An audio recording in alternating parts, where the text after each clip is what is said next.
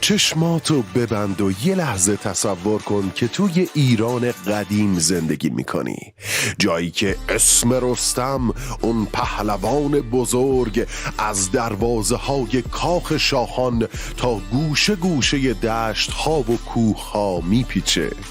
رستم نه تنها قدرت بدنی فوق‌العاده‌ای داشت، بلکه دل و جرأتش در مقابل دشمنانش هم بی‌نظیر بود.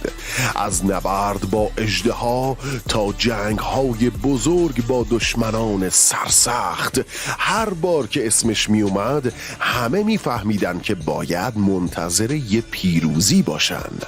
حالا بیا این تصویر رو بیار به دنیای امروز، به میدون فوتبال، جایی که قهرمانای جدیدی مثل رونالدو با تلاش و تعهدشون به اسطوره‌های زنده تبدیل شدن.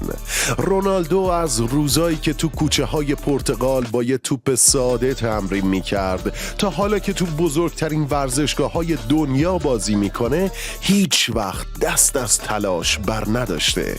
موافقی بریم سراغ سیب، اون میوه ساده‌ای که همیشه جای خاصی تو فرهنگ ما داره.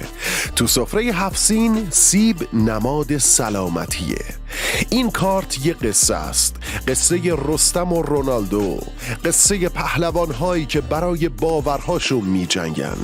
هر بار که این کارت رو تو دستت میگیری یادت باشه که قهرمان شدن فقط به قدرت بدنی نیست، چون قهرمان واقعی توی هر زمان و مکانی کسیه که هیچ وقت تسلیم نمیشه. نوروز 1404 مبارک رفیق.